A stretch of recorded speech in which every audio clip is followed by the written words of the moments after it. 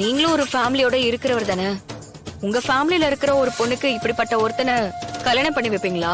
இந்த கல்யாணத்தை நிறுத்துறதுக்கு நீங்க தான் மனசு வைக்கணும். எங்க வீட்டு பொண்ணை காப்பாத்துறதுக்கு வேற வழியே இல்ல. இப்போ நீங்க மட்டும்தான் எங்களுக்கு இருக்கிற ஒரே நம்பிக்கை. ப்ளீஸ் பிரதர், தயவு செஞ்சு சொல்லுங்க. என்ன மேடம் சொல்றீங்க? சார், பிரபு ரொம்ப நல்லவன் சார். அவன மாதிரி ஒரு கேரக்டர் நீங்க பார்த்திருக்கவே முடியாது.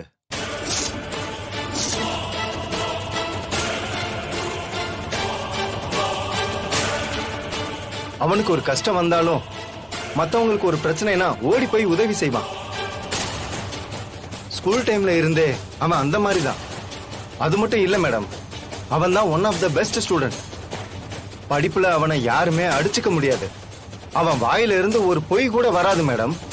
அவன் கூட படிச்ச பசங்கள்லாம் முக்காவாசி பேரு ட்ரிங்க் பண்ணுவானுங்க, ஸ்மோக் பண்ணுவானுங்க, ஏன் எங்கெங்கயோ சுத்துவாங்க மேடம். ஆனா பிரபு ஒரு டீ டோட்லர்.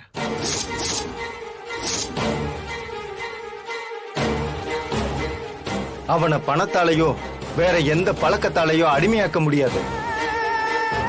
ஆனா சின்ன வயசுலே அவங்க அப்பாவை பிரிஞ்சிருந்ததால அன்புக்காக ஏங்குவான் மேடம். தனக்கு வந்த நிலைமை வேற யாருக்கும் வரக்கூடாதுன்னு யோசிப்பான். உண்மையை சொல்லணும்னா உங்க பொண்ணு அவன் கூட வாழ்றதுக்கு கொடுத்து வச்சிருக்கணும் மேடம்.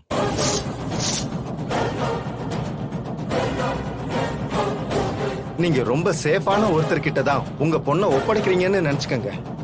அதுக்கப்புறம் நீங்க உங்க பொண்ணை பத்தி கவலையே பட வேணாம். ஏன்னா பிரபு பொண்ணுங்களை கடவுளா பார்க்கக்கூடிய ஒருத்தன்.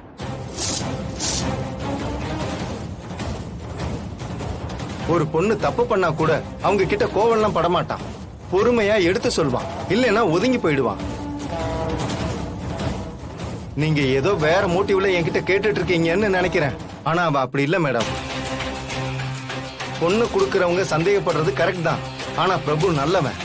இல்ல பிரதர், நீங்க நேத்து வேற மாதிரி தானே சொன்னீங்க. நேத்து இதே தானே சொன்னேன். தமிழ் புரிஞ்சுக்கோ. பிரதர், நீங்க கிளம்புங்க. Okay sir. சரி வரேன் மேடம்.